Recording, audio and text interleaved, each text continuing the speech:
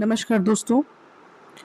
जैसा कि सीजीपीएससी की मुख्य परीक्षा को अब काफ़ी कम दिन बच गए हैं फ्रेंड्स, ठीक है। और ये वाली किताब हम लोगों ने अभी तक मैंने पूरी कंप्लीट नहीं कराया है, आपके इस चैनल में नहीं डाल पाई हूँ। लेकिन इसका एक एक जो चैप्टर है ना वो काफ़ी इंपॉर्टेंट है। जैसे आप लोग देख रहे हैं कि राष्ट्रीय घटनाक्रम है, राष्ट्रीय घटनाक्रम में बहुत ज़्यादा चीज़ें दी हुई हैं। उसके बाद फिर देखिए अंतर्राष्ट्रीय घटनाक्रम है, इसमें काफ़ी देशों के साथ हमारे संबंध कैसे रहे हैं, कौन सी नीतियाँ हैं और क्या अभी हमारा रणनीतिक वो चल रहा है, प्रयास चल रहा है, इसके बारे में है। आर्थिक घटनाक्रम ये वाला वीडियो तो मैंने सारा कंप्लीट करा दिया है आप लोगों को, ठीक है। ये आप लोग जाकर के देख सकते हैं पेपर 5 के लिए, है ना। पेपर 5 के लिए ये आर्थिक घटनाक्रम मैंने इसको करा दिया था, ये आप देख लेंगे, ये कंप्लीट है। और साइंस टेक भी करा दिया है मैंने, साइंस टेक वाला विज्ञान और प्रौद्योगिकी का मैक्सिमम चीज़ इसमें कवर हो चुका है। नैनो टेक्नोलॉजी हो, एआई हो, क्वांटम हो, ये एक पूरा वीडियो अलग से है। फिर देखिए सूचकांक है, राष्ट्रीय और अंतर्राष्ट्रीय सूचकांक है, जिसमें कि ये पूरे फैक्ट्स हैं फ्रेंड्स, और ये फैक्ट्स आपको आंसर लिखने में काफ़ी हेल्प कर सकते हैं। फैक्ट्स, इसमें डाटा होगा, बहुत सारे इंडेक्स हैं उसके बारे में है, इसका कहीं ना कहीं आप लोग आंसर में यूज कर सकते हैं। फिर देखिए इसके बाद राष्ट्रीय अंतर्राष्ट्रीय सूचकांक है, ये मैंने लाइन से शुरू के कुछ टॉपिक करा दिए थे दोस्तों, शुरू के कुछ टॉपिक आपको करा दिए थे। तो आप लोग चाहते हैं अगर इसको देखना तो पुरानी वीडियो में जाकर के देख सकते हैं। जैसे कि राइट टू डिस्कनेक्ट था, संवैधानिक संशोधन विधेयक 130 वाला, और भारत की जनसंख्या नीति, जनगणना, आवारा कुत्तों पर सुप्रीम कोर्ट का आदेश, है ना, एक राष्ट्र एक समय, ये सब कराना था, बचा हुआ था। फ्रीबीज कल्चर, जैसे कि रेवड़ी बांटने का जो सिस्टम होता है ना, चुनाव के समय में महतारी वंदन जैसी योजना आ जाती है, या फिर खाते में पैसा डालना, तो ये रेवड़ी सिस्टम इसको कहते हैं, फ्रीबीज वगैरह, तो है इम्पोर्टेंट। अब देखिए दो चीज़ें हैं, एग्ज़ाम के लिए हमारे पास समय कम है, ठीक है। तो आप लोगों को ये पीडीएफ जो है शेयर किया गया है टेलीग्राम में। फ्रेंड, अगर आप लोग चैनल में नए हैं तो सब्सक्राइब कर लीजिए, और डिस्क्रिप्शन बॉक्स में ना टेलीग्राम का लिंक दिया हुआ है, उसको जाके ज्वाइन कर लीजिए। तो सबसे आसान ये होगा कि किताब को आप उलट पुलट के देख लीजिए, आपकी लाइक जो इंपॉर्टेंट लग रहा है उसको इससे कवर कर लीजिए। बाकी जो कुछ महत्वपूर्ण मुझे टॉपिक लग रहे हैं उसे मैं कोशिश करती हूँ कि शॉर्ट में यहाँ पे कराने का। जैसे आर्थिक घटनाक्रम मैंने करा दिया, भूगोल एवं पर्यावरण में कुछ इंपॉर्टेंट जैसे COP30 है ना, एथेनॉल मिश्रण है, हरित ऋण कार्यक्रम है, ग्रीन क्रेडिट, ई मोबिलिटी है। उसके बाद अरावली वाला मैंने ऐसे कराया हुआ है, ये इंपॉर्टेंट है। विज्ञान प्रौद्योगिकी का मैंने अलग से वीडियो सारा कंप्लीट करा दिया है, जिसमें कि एआई वगैरह था, नैनो टेक्नोलॉजी है, और डीप फेक के बारे में। निसार इंपॉर्टेंट है फ्रेंड्स, ठीक है। साइबर अपराध के बारे में कराया हुआ है डिटेल से। राष्ट्रीय और अंतर्राष्ट्रीय सूचकांक आपको बता दिया मैंने कि फैक्ट के लिहाज से इंपॉर्टेंट है। तो इस तरीके से ये किताब काफ़ी आप लोगों के लिए महत्वपूर्ण है। और अगर आप लोग देखना चाहते हैं तो पीडीएफ इसका उसमें डला हुआ है, टेलीग्राम में डला हुआ है, इसको जा करके एक बार सरसरी तौर पे जो है इसको देख लीजिए। और मैं क्या है, पढ़ाते पढ़ाते थोड़ा सा ज़्यादा एनालिटिकल हो जाती हूँ, और मुझे लगता है कि ये भी इंपॉर्टेंट है, इसे कवर करना ज़रूरी है। और 2-3 घंटे का वीडियो हो जा रहा है, कोई एक घंटे से कम में तो वीडियो बन ही नहीं पा रहा है फ्रेंड्स, ठीक है। तो अगर जो स्टूडेंट अभी का मेंस नहीं दे रहे हैं ना, अभी का मेंस नहीं दे रहे हैं और अगला मेंस आप लोगों के लिए टारगेटेड है, तो मेरे वीडियो बहुत ध्यान से देखिए, तब आपके लिए बहुत ज़्यादा बेनिफिशियल है। आपको हर एक चीज़ की समझ हो जाएगी, कैसे अप्रोच करना है, कैसे लिखना है, कौन सी चीज़ में क्या क्या इन्वॉल्व होना चाहिए, ये आपको डिटेल में पता चल जाएगा। लेकिन जो लोग अभी का एग्ज़ाम अटेम्प्ट कर रहे हैं ना, उनके लिए मैं यही कहूँगी कि मटेरियल है पीडीएफ, उसको एक बार आप लोग देख लीजिए। इस किताब को तो आपको देखना अत्यंत आवश्यक है, ठीक है। फिर भी देख लेते हैं एक बार, ऐसी ओवरव्यू देख लेते हैं। राइट टू डिस्कनेक्ट फिर से नहीं बताऊंगी, सब किया हुआ है, ठीक है। इंपॉर्टेंट अगर चार्ट कहीं पे लगता है या कुछ स्क्रीनशॉट ले लीजिए उसका, और आप लोग देख लीजिए। फास्ट कराने की कोशिश करती हूँ फ्रेंड्स, समय की मांग के हिसाब से। जनगणना मैंने कराया हुआ है, जनगणना वीडियो में, इसलिए फिर से नहीं कराएंगे। आवारा कुत्तों पर सुप्रीम कोर्ट का क्या निर्देश था वो मैंने बताया। देखिए एक राष्ट्र एक समय क्या है, एक राष्ट्र एक समय था जो कि ऐसा होता है ना कि हमारे टाइम जोन के हिसाब से बटा हुआ होता है।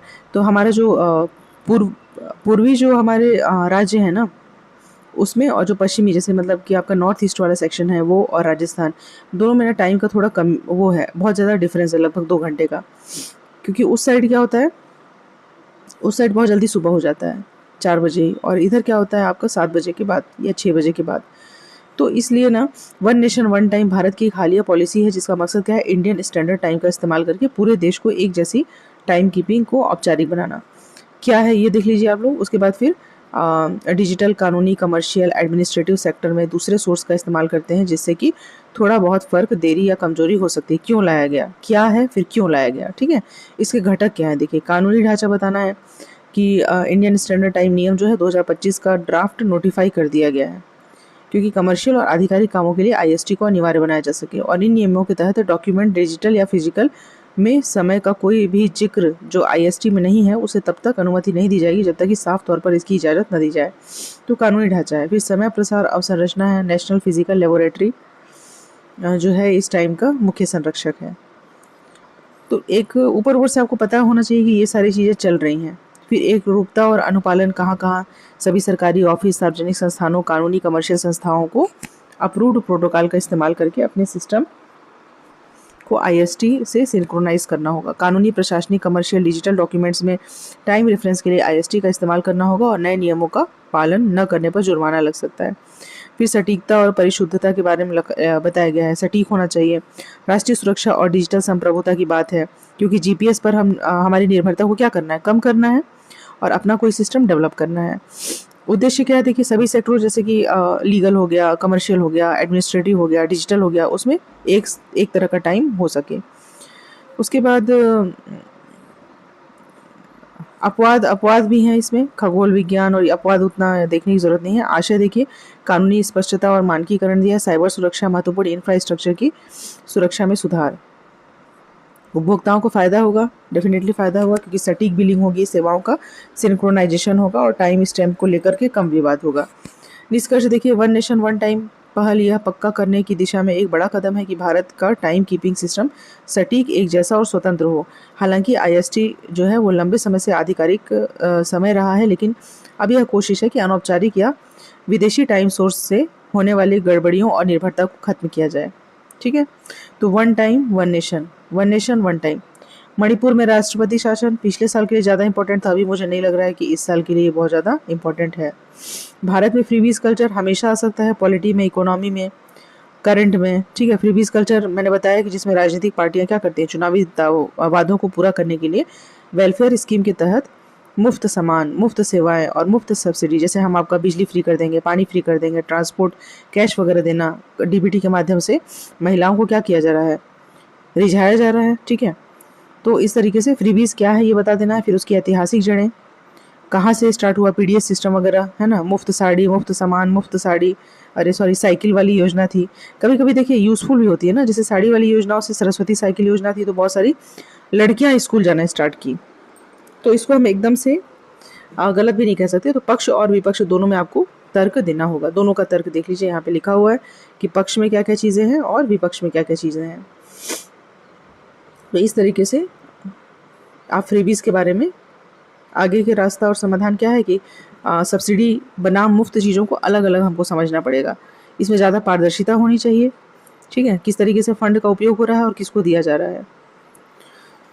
निष्कर्ष देखिए, लोकतंत्र में मुफ्त चीज़ों का कल्चर एक विवादित जगह रखता है। जहाँ मुफ्त सामान या सेवाएं देने वाली कई योजनाओं के साफ फायदे हैं, वहीं वे सामाजिक न्याय के साधन हैं और राजनीतिक हथियार के तौर पर उनका उपयोग किया जा रहा है। तो ऐसा निष्कर्ष आप बता सकते हैं। इसमें से अगर 2-4 लाइन भी आप लोगों को समझ में आया होगा तो फ्रीबीज में लिखने के लिए सीजीपीएससी में काफ़ी है, ठीक है। आगे देखिए, आयकर बिल 2025 क्या है। आयकर बिल 2025 में क्या हुआ था कि भारत सरकार ने अपने डायरेक्ट टैक्स कानून में बहुत बड़ा बदलाव किया था और जो इनकम टैक्स 1961 था उसकी जगह पे इनकम टैक्स बिल एक्ट 2025 लाया, सुधार किया है। 1 अप्रैल 2026 से ये लागू होगा बताया गया था। सुधार क्या किया गया था, सरलीकरण और पुनर्गठन, मतलब कानून को और ज़्यादा साफ और समझने में आसान बनाने के लिए चैप्टर और सेक्शन की संख्या कम कर दी गई है और शब्दावली में बदलाव किया गया है। जैसे पिछले साल असेसमेंट ईयर के पुराने कॉन्सेप्ट को एक ही कॉन्सेप्ट में बदल दिया गया, मतलब कि टैक्स ईयर। बहुत कन्फ्यूजन होता था ना, आप लोग भी अगर टैक्स भरते होंगे तो असेसमेंट ईयर क्या है, करंट ईयर क्या है ना, तो उस सब हटा के क्या कर दिया गया, टैक्स ईयर कर दिया गया। मतलब 1 अप्रैल से 31 मार्च तक फाइनेंशियल ईयर रहेगा। बस इसमें इतना ही आप लोग के लिए काफ़ी है, ज़्यादा ना लिखने का स्पेस है और ना ही पढ़ने की ज़रूरत है। फिर देखिए क्या है ये,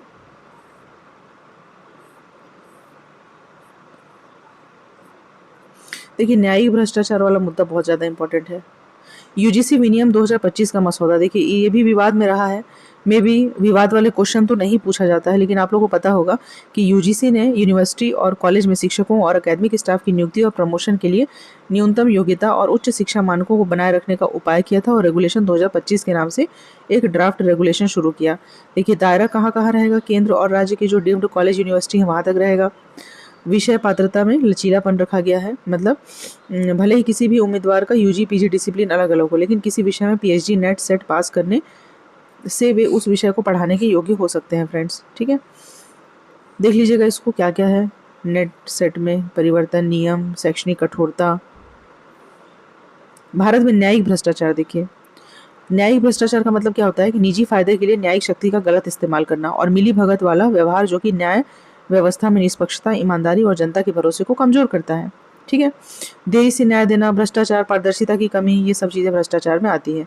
तो क्या हो, किस तरीके का भ्रष्टाचार हो सकता है? या तो डायरेक्ट हो सकता है, पैसा लेना है ना, प्रक्रिया का दुरुपयोग करना, जानबूझकर सुनवाई में देरी कर रहा है, भाई भतीजावाद है, ठीक है, दुराचार, न्यायिक आवास संसाधन का दुरुपयोग किया जा रहा है, जवाबदेही की कमी है, अनुशासनात्मक तंत्र आपका कमजोर है। ठीक है, अभी इसमें देखिए हाल ही का एग्जाम्पल आप देख सकते हैं, जैसे जस्टिस यशवंत वर्मा वाला कैश विवाद जो था, ये वाला एग्जाम्पल ना दोस्तों आप लोग कहीं भी दे सकते हैं, कहीं भी। ठीक है, कहीं भी, मोस्ट इम्पॉर्टेंट है किसी भी क्वेश्चन में। तो जसवंत वर्मा वाला जो कैश विवाद है इसको आप लोग यूज़ करिए। पारदर्शिता और संपत्ति का खुलासा, ऐतिहासिक जज के दरवाजे पर कैश मामला। ठीक है, ये कुछ मामले हैं, तो इसको आप लोग एग्जाम्पल के रूप में यूज़ करिएगा। पारदर्शिता की कमी, कमज़ोर जवाबदेही तंत्र है ना, इसी कारण से ये सारी चीज़ें बढ़ रही हैं। मुकदमों का बोझ, अक्षमता, जवाबदेही और सुधार को रोकना, कानून के शासन का कमज़ोर होना, अधिकारों का उल्लंघन। ठीक है, आवश्यक उपाय क्या कर सकते हैं फ्रेंड्स, तो देख लीजिए। महाभियोग का तो प्रावधान है ही, साथ में नियुक्ति, तबादला, ये सब में पारदर्शिता लाना, प्रौद्योगिकी और निगरानी का प्रयोग करना, कैमरा वगैरह लगा देना, है ना, ये सब कर सकते हैं। तो न्यायिक भ्रष्टाचार क्या है? भ्रष्टाचार का ही एक रूप है, लेकिन लोकतंत्र और कानून के शासन पर इसके लंबे समय तक चलने वाले असर ज़्यादा नुकसानदायक हो सकते हैं। फिर देखिए India justice report. India justice report एक फैक्ट है, इसका आप लोग कहीं पे यूज़ कर सकते हैं। इसमें ये बताया है ना कि जैसे हम समावेशिता की बात करते हैं तो महिला जजों की संख्या बढ़ी है देखा जाए तो, है ना, जस्टिस रिपोर्ट में ऐसा बताया गया है। फिर केस की संख्या कितनी है, एक अलग ही आपका मतलब एक पूरा एक रिपोर्ट है। इसमें ये बताया गया है कि भारत में प्रति मिलियन आबादी पर सिर्फ 15 जज हैं, जो कि लॉ कमीशन की 50 प्रति मिलियन की सिफारिश से बहुत कम है। मतलब जजों की संख्या कम रहती है, केस ज़्यादा हैं, पेंडेंसी बहुत सारा बढ़ी हुई रहती है। तो उसी के अनुपात में यहाँ इस रिपोर्ट में बताता है कि जैसे कि 1 लाख लोगों पर 155 पुलिसकर्मी है, ये एक फैक्ट हो गया। ये सब फैक्ट आप लोग क्या कर सकते हैं, यूज कर सकते हैं। कुछ राज्यों में हालत बहुत ख़राब, जैसे बिहार में तो प्रति लाख आबादी पर सिर्फ 81 पुलिसकर्मी हैं, जबकि 1 लाख लोगों पे कितना होना चाहिए, 155 होना चाहिए। तो 155 की जगह 81 है यहाँ। तो ऐसी सभी जगह यही हाल है, पुलिस का इंफ्रास्ट्रक्चर सही नहीं है, जेल में भीड़ बहुत ज़्यादा हो गई है, केस की पेंडेंसी ज़्यादा है ना, इस तरीके का। कानूनी सहायता कम लोगों को मिल पाती है। और देखिए महिला जजों की हिस्सेदारी अब बढ़ रही है ना, ये सब बताया है इसमें। ये आप लोग महिला वाले केस में भी मतलब किसी ऐसे वगैरह में यूज कर सकते हैं कि जिला न्यायपालिका में 30% थी 2017 तक, लेकिन 2025 में 38.3% तक ये हो गया है। फिर हाई कोर्ट में भी देखिए 11.4 से 14% तक हो गया है। ठीक है, ये आप बता सकते हैं। फिर राज्य रैंकिंग और रुझान दिया है, क्योंकि दक्षिण राज्य आप जानते हैं, साउथ इंडियन जो कंट्रीज़ हैं, साउथ इंडियन जो राज्य हैं वो ज़्यादा आगे रहते हैं, टॉप में रहते हैं उत्तरी भारत में उसके राज्यों की तुलना में। तो ये सारी चीज़ें दी हुई हैं, जस्टिस रिपोर्ट को देख लेंगे। मेन पॉइंट जो है, नारी अदालत कार्यक्रम क्या पहल है, जिसका मकसद होता है महिलाओं को एक आसान स्थानीय शिकायत निवारण और विवाद समाधान मंच देकर उन्हें सशक्त बनाना, ये इसका उद्देश्य है। इससे क्या होगा, अदालतों पर बोझ कम होगा, ठीक है, महिलाओं को आगे आने का मौका मिलेगा, जागरूकता बढ़ेगी, सशक्तिकरण होगा, उनका नेतृत्व बढ़ेगा। ठीक है, फिर चुनौतियों में आप बता सकते हैं कि मान्यता और कानूनी अधिकार कैसे हैं, गुणवत्ता प्रशिक्षण में कहाँ पे कमी है, निरंतरता में कहाँ कमी है, संसाधनों की कमी, औपचारिक न्याय प्रणाली के साथ ओवरलैप, सांस्कृतिक प्रतिरोध, ये सब आप लोग बता सकते हैं। नारी अदालत महत्व क्या है फ्रेंड्स, महत्व है इसका कि नारी अदालत महिलाओं के मुद्दों के लिए भारत की मुख्य धारा की गवर्नेंस में सुधारवादी और समुदाय आधारित न्याय लाने की कोशिश को दिखाती है। मतलब न्याय तक सबकी पहुंच हो, महिलाओं की भी पहुंच हो, लैंगिक समानता की बात यहाँ पे कही गई है, सामाजिक न्याय के संवैधानिक लोकतांत्रिक मूल्यों के साथ ये फिट बैठता है। फिर देखिए सुप्रीम कोर्ट का धर्मनिरपेक्षता पर क्या फैसला है।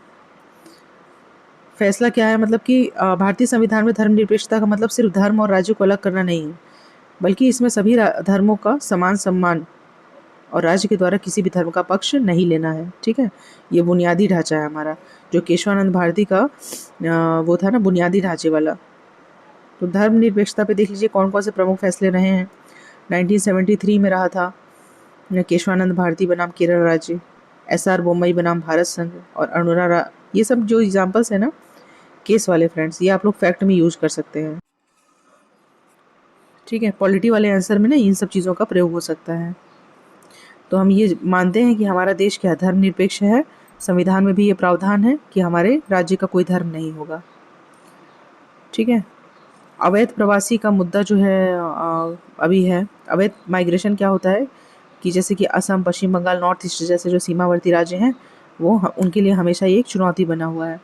राष्ट्रीय सुरक्षा, आबादी के संतुलन और सामाजिक एकता और संघीय शासन पर इसका असर पड़ता है फ्रेंड्स। ठीक है, अवैध प्रवास देखिए प्रवासी एक आया था ना क्वेश्चन UPPCS वाला कि प्रवासियों में और उसमें मतलब जो गलत तरीके से घुसते हैं उसमें क्या अंतर होता है। ठीक है, ये क्वेश्चन आया हुआ भी है। तो बिना वैध दस्तावेज के अगर भारत में प्रवेश करेगा फ्रेंड तो वो क्या हो जाएगा, अवैध प्रवासी होगा। और जो डॉक्यूमेंट के साथ प्रवेश करेगा, ठीक है, नियमों के साथ प्रवेश करेगा, वो प्रवासी होगा। तो संसद के द्वारा कानून बनाया गया है दोनों के लिए। सुप्रीम कोर्ट का क्या फैसला रहा है अभी के लिए, उसका क्या महत्व रहा है। ठीक है, अनुच्छेद 355 के दायरे में इसको स्पष्ट किया गया है। इसमें निष्कर्ष देख लेते हैं, अगर कोई भी क्वेश्चन आता है ना तो इसमें निष्कर्ष क्या लिखे। देखिए, अवैध प्रवासियों पर सुप्रीम कोर्ट के फैसले मानवीय गरिमा और राष्ट्रीय संप्रभुता के बीच में एक सावधानी भरे संवैधानिक संतुलन को दिखाते हैं। ये लिख सकते हैं आप अगर आपको शॉर्ट में लिखना है तो, कि सुप्रीम कोर्ट का जो फैसला हुआ है अवैध प्रवासियों को लेकर के, ये मानवीय गरिमा और राष्ट्रीय संप्रभुता दोनों के बीच में एक सावधानी भरे संवैधानिक संतुलन को दिखाते हैं। कमजोर कानूनों को खत्म करके, नागरिक वेरिफिकेशन की निगरानी करके और सीमाओं को रेगुलेट करने के राज्य के अधिकार को बरकरार रखकर कोर्ट ने भारत की क्षेत्रीय अखंडता की रक्षा करने के संवैधानिक कर्तव्य को मजबूत किया है। ठीक है, ये आप लिख सकते हैं यहाँ पे। फिर मुफ्त कानूनी सहायता। मुफ्त कानूनी सहायता भारत की न्याय प्रणाली का एक अहम हिस्सा है। ठीक है, हम लोग जानते हैं कि कानून के समक्ष समानता और जीवन और स्वतंत्रता का अधिकार अनुच्छेद 21 में है। तो नालसा, सालसा ये सब आप लोग सुने होंगे।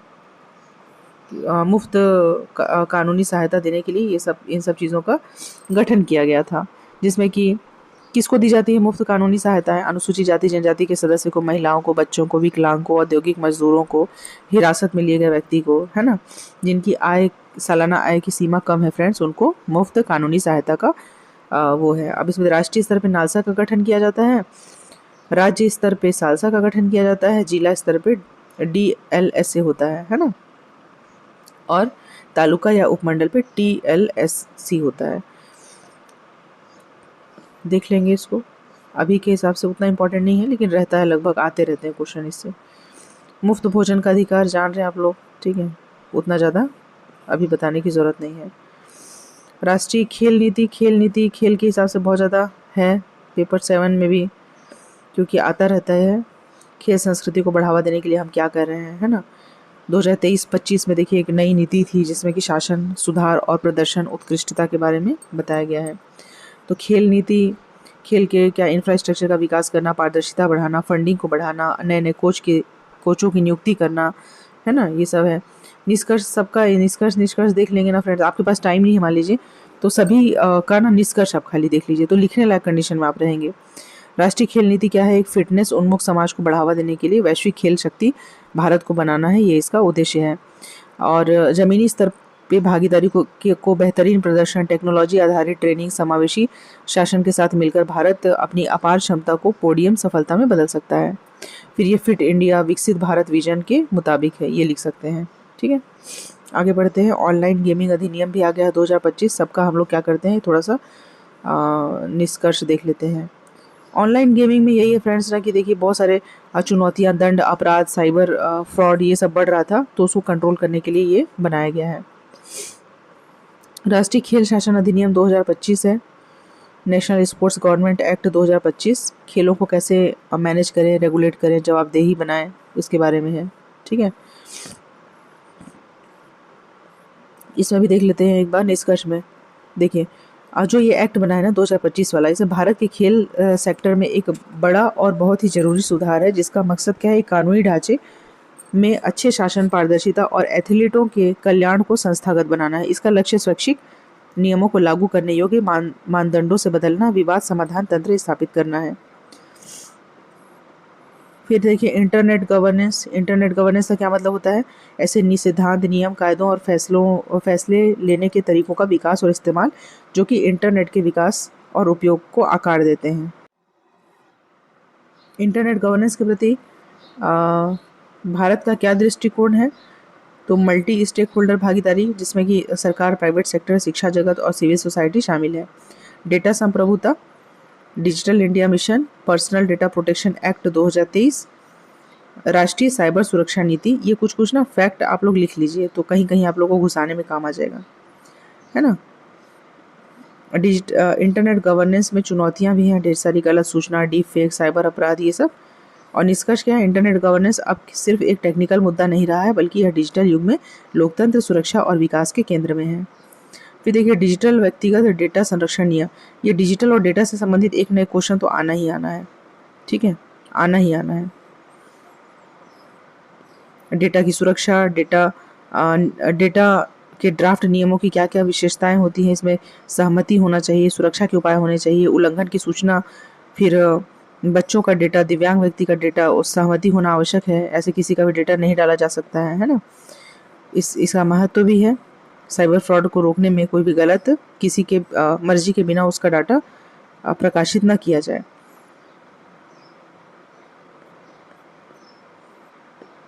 फिर देखिए डिजिटल उपनिवेशीकरण क्या है। डिजिटल उपनिवेशीकरण का मतलब है कि किसी भी एक क्षेत्र या देश के डिजिटल इंफ्रास्ट्रक्चर, डेटा और टेक्नोलॉजी इकोसिस्टम पर ताकतवर ग्लोबल टेक कंपनियां या टेक्नोलॉजी में आगे देशों का दबदबा हो जाना, ठीक है, मतलब हम उनके कंट्रोल में आ जा रहे हैं। जैसे Microsoft, Apple, Google, Meta, Amazon, अगर ये सब एक दिन के लिए भी बंद हो जाए तो क्या होगा, पूरा सिस्टम गड़बड़ा जाएगा। तो हम डेटा के लिए पूरा निर्भर हो गए हैं दूसरों के ऊपर। यही है हमारा डिजिटल उपनिवेशवाद। हमारा अपना खुद का कोई सिस्टम नहीं है, हम दूसरों के ऊपर निर्भर है। इसलिए हमको क्या करना पड़ेगा, अपना कोई सिस्टम डेवलप करना पड़ेगा। एक राष्ट्र एक सदस्यता क्या है, one nation one subscription. CGPSC 2025 का क्वेश्चन पेपर उठा के देख लीजिए, ये वन नेशन वन सब्सक्रिप्शन आया हुआ है पेपर 7 में, ठीक है। यह योजना एक सेंट्रल सेक्टर की स्कीम है। CGPSC 2025 में फ्रेंड्स आया था ये लास्ट ईयर, है ना, एज इट इज ये क्वेश्चन आया हुआ है। वन नेशन वन सब्सक्रिप्शन तो क्या है, सरकारी उच्च शिक्षण संस्थानों और केंद्रीय रिसर्च एंड डेवलपमेंट लैब में छात्रों, फैकल्टी और रिसर्चर्स को देश भर में हाई इम्पैक्ट वाले इंटरनेशनल एकेडमिक, जर्नल और पब्लिकेशन तक पहुंच देना, ये इसका उद्देश्य है। और ये जो NEP है ना, नेशनल एजुकेशन प्रोग्राम 2020 और अनुसंधान नेशनल रिसर्च फाउंडेशन के तहत भारत की उस कोशिश का हिस्सा है जिसका मकसद रिसर्च इकोसिस्टम को मजबूत करना, संस्थानों में संसाधनों की असमानता को कम करना है, ठीक है। तो एक राष्ट्र एक सदस्यता आपको लिखने आना चाहिए। सभी शिक्षण संस्थान और उच्च जो केंद्र होते हैं ना रिसर्च एंड डेवलपमेंट वाले, उनको ये कवर कर रहा है। फिर इसका उद्देश्य क्या है, 2 टायर 3 टायर शहरों को भी शामिल करना, इंडिविजुअल सब्सक्रिप्शन के खर्च का बोझ कम करना, रिसर्च क्षमता को बढ़ाना, ठीक है। IIT, IISc ये सब ग्रामीण दूर दराज वाले कॉलेजों के बीच संसाधनों की कमी को पूरा करता है, स्टूडेंट और फैकल्टी को ग्लोबल रिसर्च लिटरेचर तक पहुंच देता है, ठीक है।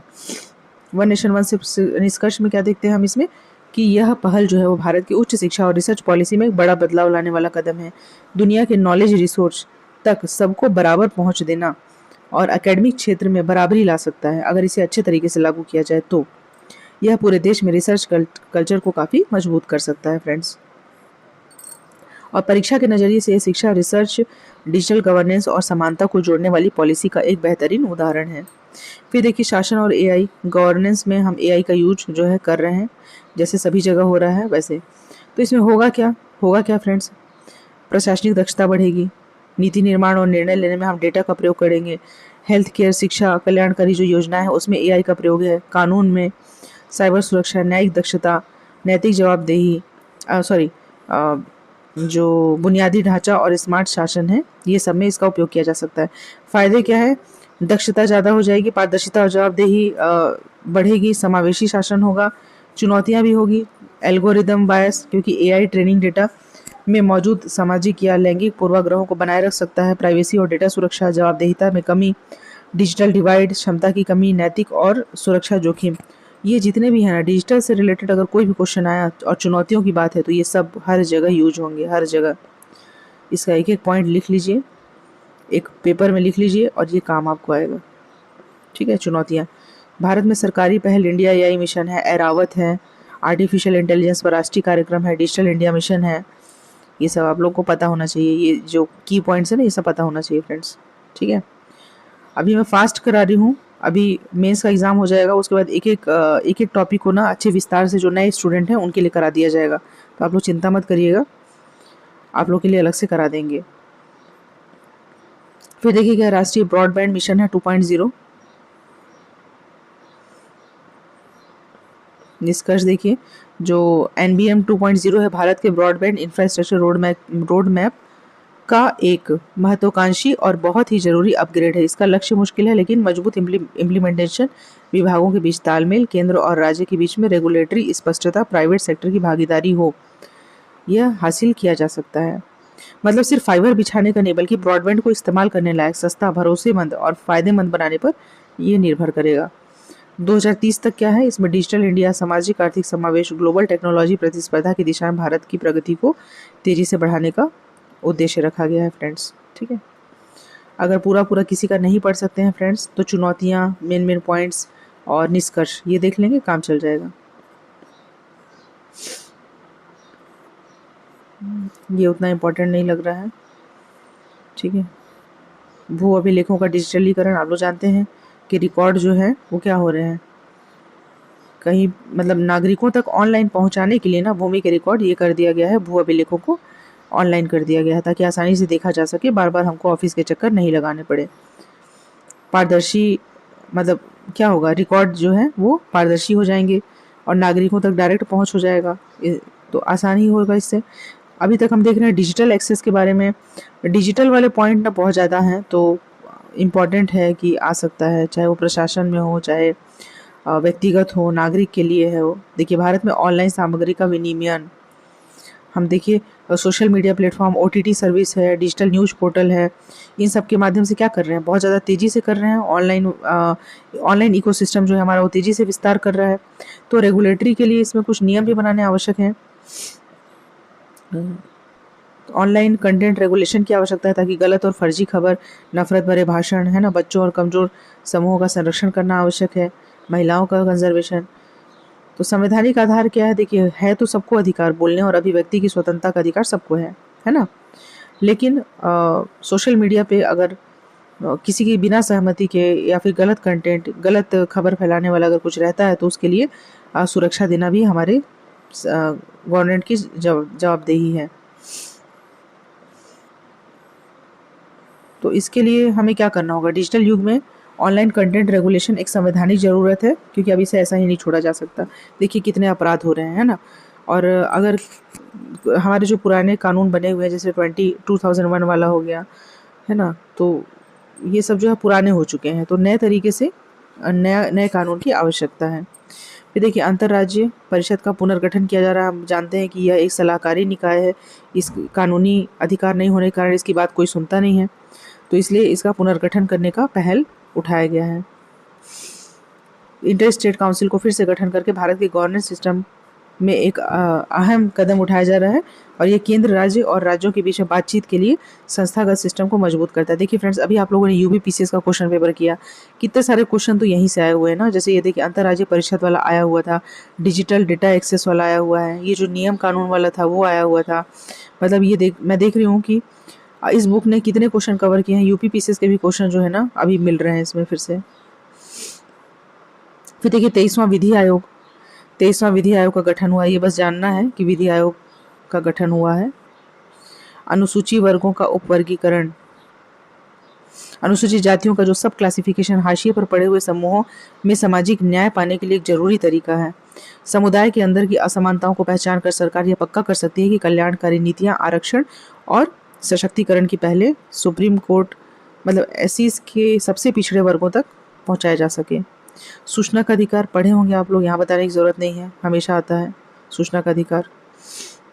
फिर ये क्या है नई कार असेसमेंट प्रोग्राम भारत के स्वदेशी न्यू कार असेसमेंट प्रोग्राम का एक अपग्रेडेड वर्जन है जिसे सड़क सुरक्षा मानकों को मजबूत करने आ गया। मान लीजिए पेपर 7 में कि भारत NCAP 2.0, तो आप सोचते रह जाएंगे ये क्या चीज़ है, देख लीजिए। इसलिए सड़क सुरक्षा मानकों को मजबूत करने और भारत के ऑटोमोबाइल सुरक्षा इकोसिस्टम को ग्लोबल बेंचमार्क के साथ जोड़ने के लिए इसे लॉन्च किया गया है।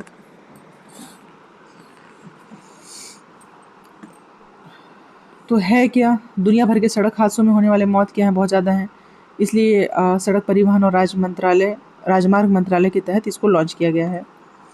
इसमें सुरक्षा के ज़्यादातर मानकों को ध्यान में रखा गया है ताकि दुर्घटना के दौरान होने वाले मौतों को रोका जा सके फ्रेंड्स। ठीक है, निष्कर्ष देख लीजिए ताकि आपको लिखने में काम आए। निष्कर्ष क्या दिया है कि जो NCAP 2.0 है भारत की सड़क सुरक्षा रणनीति में एक बड़ा बदलाव है। ठीक है, रेगुलेशन आधारित कंप्लायंस से लेकर के नागरिक केंद्रीय सुरक्षा गवर्नेंस तक पारदर्शिता, ग्लोबल बेस्ट प्रैक्टिस और स्वदेशी टेस्टिंग क्षमता को शामिल करके इस प्रोग्राम में सड़क दुर्घटनाओं में होने वाली मौतों को काफ़ी कम करने की क्षमता है। साथ ही यह भारत के ऑटोमोबाइल उद्योग को सुरक्षा पहले वाले इकोसिस्टम में बदल देगा। इससे पूरा फ़ायदा उठाने के लिए प्रभावी कार्यान्वयन, उपभोक्ता और जागरूकता और उद्योग का सहयोग महत्वपूर्ण रहेगा। सबकी बीमा सबकी रक्षा, देखिए ये क्या है, ऐसी अर्थव्यवस्था में जो स्वास्थ्य संबंधी झटकों, जलवायु जोखिमों और आय की अनिश्चितता का सामना करती है, बीमा एक सोशल शॉक अब्जॉर्वर का काम करता है, जिससे कि सबकी बीमा सबकी सुरक्षा भारत की सामाजिक सुरक्षा व्यवस्था का एक प्रमुख आधार है। 2-3 लाइन भी आपको पता रहेगा, काम चल जाएगा। ठीक है, अब इसमें किस किस तरह की सुरक्षा है, तो देखिए आर्थिक सुरक्षा मिलती है, मतलब वित्तीय साक्षरता, जीवन बीमा की सुरक्षा, दुर्घटना बीमा होता है, फसल बीमा होता है, स्वास्थ्य के लिए होता है, सामाजिक सुरक्षा का ये सब तरीका है। तो नागरिकों को कौन बचाता है, सरकार इन सब अप्रत्याशित झटकों से बचाती है। फिर विकसित भारत शिक्षा अधिष्ठान विधेयक, यह भारत @2047 की लॉन्ग टर्म राष्ट्रीय विजन के हिसाब से भारत के शिक्षा इकोसिस्टम को फिर से बनाता है। भारत क्या कर रहा है कि विरोधाभास का सामना कर रहा है, युवा आबादी इतनी ज़्यादा है लेकिन कौशल की कमी है और रोजगार की चुनौती है, इसलिए ये सब लाने की आवश्यकता हमको थी। ठीक है, तो कौशल विकास के बारे में ही इसमें ज़्यादातर वो बताया गया है और शिक्षा का जो ढांचा है वो भी डिजिटल बेस्ड करना चाहिए। अनुसंधान और नवाचार R&D को बढ़ाने की ज़रूरत है। स्किल्ड युवा हमको बनाने की आवश्यकता है, वो भी क्वालिटीफुल स्किल्स होना चाहिए और उसको एक कानून की भी आवश्यकता है जो कि हमको ये जो लॉन्ग टर्म स्ट्रेटेजी है उसको फॉलो करने में हेल्प कर सके। हिमालय क्षेत्र में बादल फटने की घटनाएं होती रहती हैं फ्रेंड्स। ठीक है, ये कोई नया विषय नहीं है, जलवायु में आ जाएगा। 3 भाषा सूत्र ये आ सकता है, 3 भाषा सूत्र, क्योंकि हम देख रहे हैं कि इसको लेकर के काफ़ी विवाद है। भारत में स्कूली शिक्षा के लिए एक पॉलिसी फ्रेमवर्क है जिसका मकसद बहुभाषावाद, राष्ट्रीय एकता और सांस्कृतिक समझ को बढ़ावा देना है। इसे सबसे पहले शिक्षा आयोग ने ही सुझाया था, जिसे लोकप्रिय रूप से कोठारी आयोग के नाम से जाना जाता है। कोठारी आयोग वाला क्वेश्चन CGPSC 2025 में आया हुआ है। राष्ट्रीय शिक्षा नीति 1968 और 1986 में भी इसे अपनाया गया था। तो देखिए बहुभाषावाद है हमारे यहाँ, तो त्रिभाषा तो ज़रूरी था कि एक भाषा तो मान लीजिए हिंदी रहे जो कि राज्य भाषा है और राष्ट्रभाषा है। क्षेत्रीय और मातृभाषाओं को भी संरक्षित किया जाए। इसके अलावा एक और भाषा हो सकती है, चाहे वो अंग्रेजी हो या फिर कोई लोकल लैंग्वेज हो। तो राज्यों का विरोध हो रहा है देखिए इसमें, क्योंकि जो तमिलनाडु है वो अनिवार्य हिंदी का विरोध कर रहा है। छात्रों पर बोझ और बढ़ जाता है, डिजिटल और तकनीकी पिछड़ापन है। ठीक है, ये ज्ञान भारत पोर्टल, ज्ञान सेतु, AI इनोवेशन चैलेंज, ये रखिएगा आप लोग ना, मतलब दिमाग में ये आ सकता है इस बार। पांडुलिपि विरासत का ये तो बहुत इंपॉर्टेंट है। ज्ञान भारत मिशन इस बार के लिए काफ़ी ज़्यादा इंपॉर्टेंट है। ये ज्ञान भारत मिशन, इसमें क्या किया जा रहा है ना, पांडुलिपि को, विरासत को संरक्षित करने का ये प्रयास है ताकि सभी को ना डिजिटलाइज करके ऑनलाइन सेव कर लिया जाए। भारत ज्ञान मिशन एक राष्ट्र एक चुनाव बहुत बार से पढ़ चुके हैं, बहुत पुराना हो चुका अभी ये, ठीक है। यूनिफाइड सिविल कोड यूसीसी, ये भी पिछले 2-3 मेंस से पढ़ रहे होंगे। वक्फ अधिनियम लास्ट ईयर का है, तो उतना ज़्यादा इम्पोर्टेंट अभी नहीं लग रहा है कि ये आएगा, ठीक है। सब पुराने पॉइंट है फ्रेंड्स, उतना ज़्यादा ये इंपॉर्टेंट नहीं है, बिहार के लिए इंपॉर्टेंट है।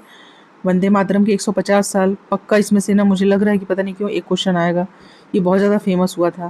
पहले तो आपको ये सब इसका ना याद कर लीजिएगा कि 150वीं सालगिरह मनाई गई थी। पहली बार ये 7 नवंबर 1875 को साहित्यिक पत्रिका बंग दर्शन में छपा था फ्रेंड्स, ठीक है। तो ये देशभक्ति, राष्ट्रीय गौरव, सामूहिक पहचान के संदेश को पीढ़ियों तक पहुंचाती है। इसमें 4-5 लाइन आप लोग दिमाग में रखिए कि कुछ भी लिखने के आपके काम में आ सके। बंकिम चंद्र चटर्जी ने लिखा था। इसने राष्ट्रीय पहचान दी, एकता को बढ़ाया था। स्वतंत्रता आंदोलन के दौरान पूरे देश को राष्ट्रीय एकता में बांध के रखा था, ठीक है। 150 साल पूरे हुए हैं। एकता, बलिदान, राष्ट्र प्रेम और आदर्शों को ये बताता है। फिर देखिए वाटर बजटिंग है। जल बजटिंग वह वैज्ञानिक डेटा पर प्रक्रिया है जिसमें किसी क्षेत्र में जल की उपलब्धता तथा मांग का संतुलन तैयार किया जाता है। देख लीजिएगा बस एक बार भारत में जल नीति क्या है। राष्ट्रीय सहकारी नीति 2025 से 45। देखिए सहकारी क्षेत्र को ना फिर से मजबूत करने का प्रयास किया जा रहा है। उसके लिए एक मतलब फिर से जो पुरानी हो गई थी चीज़ें उसको स्टार्ट करने के लिए ये प्रयास है। नेशनल कोऑपरेटिव पॉलिसी 2025 से 2045। अब अंतिम तरफ है फ्रेंड्स हम लोग, डीप ओशन मिशन, लगभग लास्ट टॉपिक होगा। डीप ओशन मिशन, जिसका आधिकारिक नाम deep ocean mission exploration and research है, ये भारत सरकार ने 2021 में पृथ्वी विज्ञान मंत्रालय के तहत लॉन्च किया था। तो डीप ओशन मिशन में हिंद महासागर में जो पॉलीमेटिक सल्फाइड हैं, नोड्यूल्स हैं, कोबाल्ट रिच मैग्नीज क्रस्ट की खोज है, जिसमें कि भारत का एक्सक्लूसिव इकोनॉमिक जोन भी शामिल है। इसका उद्देश्य है, देखिए फ्रेंड्स, ये सब डीप ओशन मिशन में जो भी ना जलवायु परिवर्तन होते हैं, जैव विविधता है, उनका संरक्षण करना है ना, ये हमारी सुरक्षा के लिए भी बहुत ज़्यादा ज़रूरी है। पर्यावरणीय चिंताएं हमारी हैं ही, उसके साथ ऊर्जा और समुद्र जैव प्रौद्योगिकी का भी हमको संरक्षण करना है। तो डीप ओशन मिशन का देख लीजिए आप, ब्लू इकोनॉमी और समुद्र विज्ञान क्षमताओं का एक रणनीतिक छलांग है जो कि गहरे समुद्र के संसाधनों की खोज और संभावित स्थायी उपयोग को संभव बनाता है। अत्याधुनिक तकनीक, पर्यावरण सुरक्षा उपाय और मानव पूंजी में निवेश करके भारत का लक्ष्य रणनीतिक खनिजों को सुरक्षित करना, वैज्ञानिक ज्ञान को आगे बढ़ाना और समुद्र शासन में अपनी वैश्विक स्थिति को मजबूत करना है। डीप ओशन मिशन आ सकता है, में भी आ सकता है। ओशन से रिलेटेड एक क्वेश्चन निश्चित है, जलवायु परिवर्तन से रिलेटेड एक क्वेश्चन निश्चित है, जस्टिस वाला इंपॉर्टेंट है फ्रेंड्स, न्यायिक वाला, और जो भी हाल में कुछ अधिनियम पारित हुए हैं वो इम्पोर्टेंट है। ज्ञान भारत मिशन इम्पोर्टेंट है, शिक्षा के क्षेत्र पेपर 7 में आ सकता है। जो भी नई चीज़ें हो रही हैं, है ना, ये सारी चीज़ें। तो इस तरीके से ना बहुत फास्ट मैंने कोशिश किया कि कम से कम किसी भी टॉपिक के बारे में 1-2 लाइन आपके दिमाग में बैठ जाए, है ना। अगर डिटेल में पढ़ना है कमेंट करिएगा, डिटेल में भी पढ़ा सकते हैं, कोई इशू नहीं है। लेकिन अभी जो एग्ज़ाम दे रहे हैं फ्रेंड्स, उनके लिए मे बी ये इतना ज़्यादा फ्रूटफुल ना हो, ठीक। तो इसी तरीके से अंतर्राष्ट्रीय वाला भी एक बार कवर कर लेंगे। बाकी मैंने वैज्ञानिक वाला करा ही दिया है, इकोनॉमी का करा ही दिया है। ये एक बार हो जाएगा ना, तो कॉन्फिडेंस आ जाएगा कि हाँ मेरे ये टॉपिक्स जो है देखे हुए हैं। और अगर आप लोग को अच्छे से देखना है तो इसका PDF जो है टेलीग्राम में है, वहाँ से जाकर के आप लोग देख सकते हैं फ्रेंड्स। अगर आप नए हैं चैनल में तो सब्सक्राइब कर लीजिए, आपको नोटिफिकेशन ताकि आता रहे और आप महत्वपूर्ण कड़ियों से जुड़े रहें। तो बहुत बहुत धन्यवाद फ्रेंड्स, थैंक यू।